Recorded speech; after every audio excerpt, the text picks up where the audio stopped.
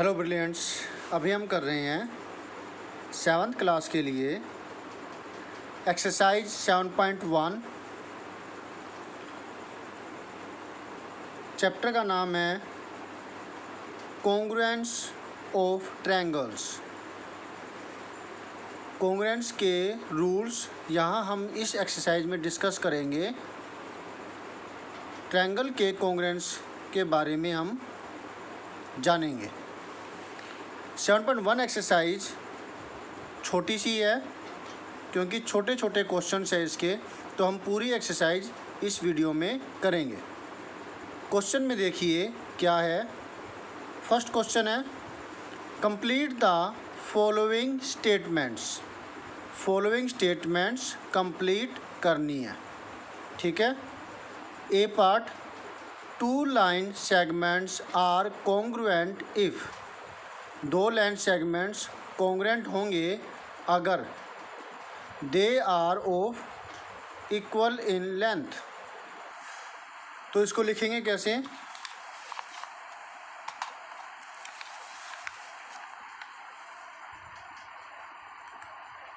Exercise 7.1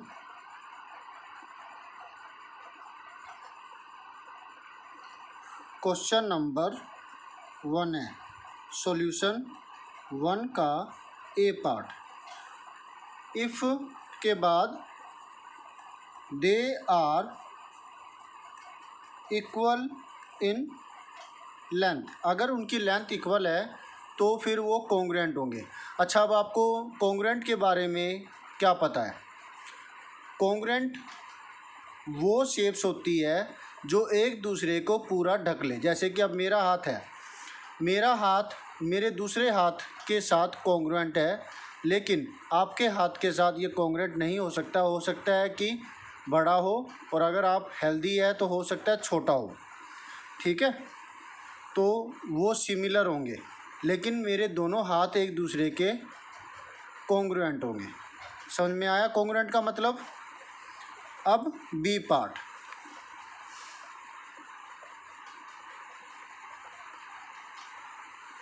B part में है among 2 congruent angles 1 has a measure of 70 degree.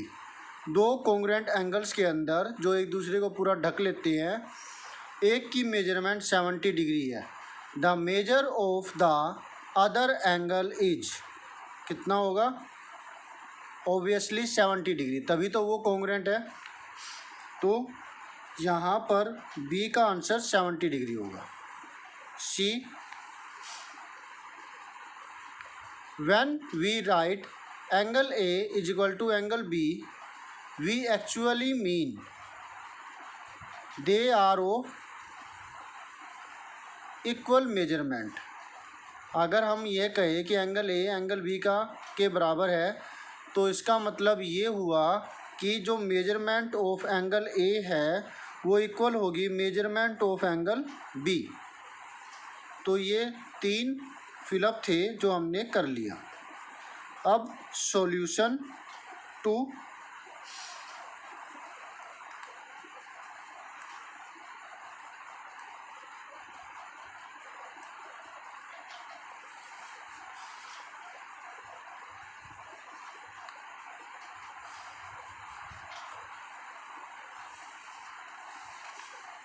Solution 2 में क्या है question. Give any 2 real life examples for congruent shapes. Real life, आपकी जो ये रियल वर्ल्ड है, इसके अंदर कोई एग्जांपल देना है कॉन्ग्रुएंट शेप्स का। तो पहला तो हाथ का ही हो गया एग्जांपल, है ना। तो क्या होगा इसके लिए, first shape of 2 palm of same person. किसी रेयर केस में अगर हाथ में खराबी है तो फिर वो कॉन्ग्रुएंट नहीं होगी, लेकिन ज़्यादातर केस में जो पाम है, हथेली है, वो क्या होगी, कॉन्ग्रुएंट होगी। दूसरे केस में कॉन्ग्रुएंट का एग्जांपल क्या हो सकता है, shape of eyes of a person, एक आदमी की आँखों की शेप ज़्यादातर एक जैसी होती है, ठीक है, शेप। तो ये चीज़ होगी, या फिर आप कुछ और लिखना चाहे, shape of two football of same company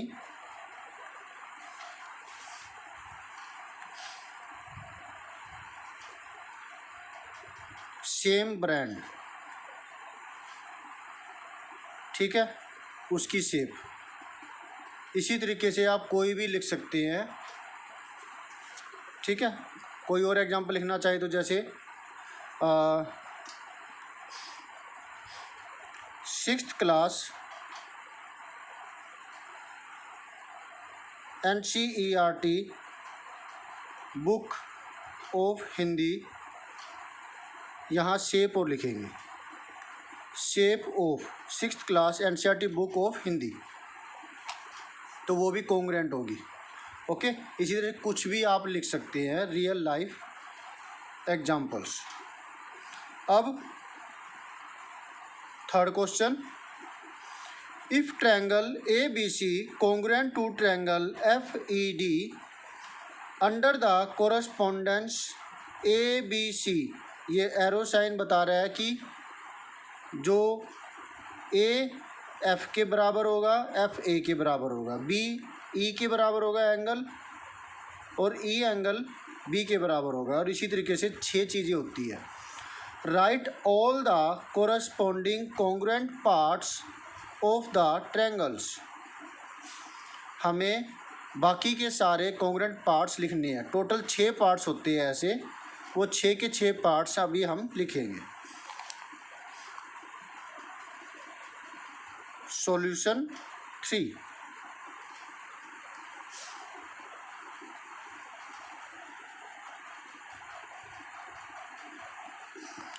तो देखिए गिवन है हमें triangle ABC congruent to triangle FED, then 6 congruent parts are 1, 2, 3, 4, 5 and 6।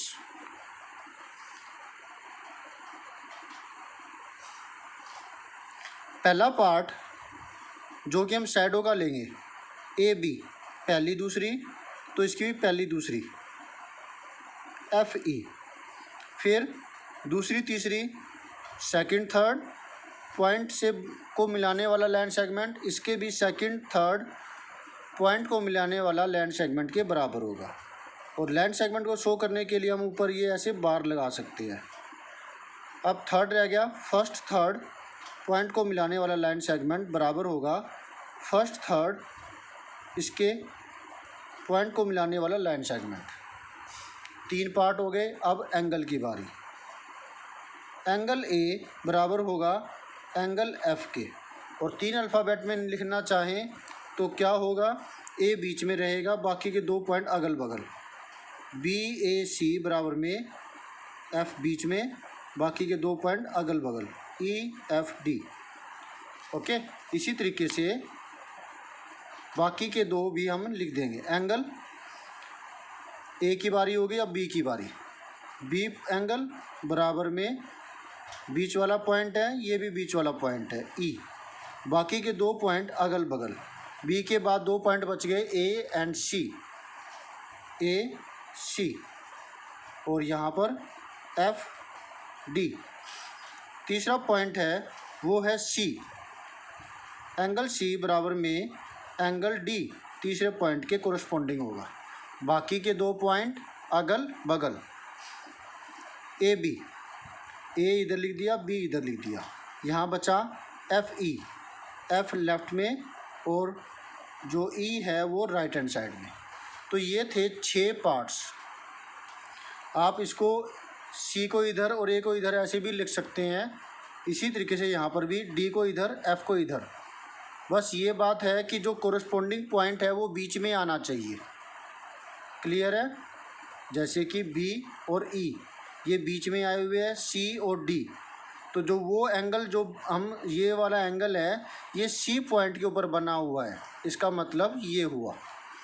तो हमने ये 6 के 6 पार्ट्स अब डिस्कस कर लिए। अब सॉल्यूशन नंबर 4, ये अच्छे से देख लीजिए। इसका स्क्रीनशॉट लेना चाहे प्लीज़ ले लीजिए। फर्स्ट और ये थोड़ा सा नीचे वाला पार्ट। ओके, अब नेक्स्ट पार्ट कर रहे हैं।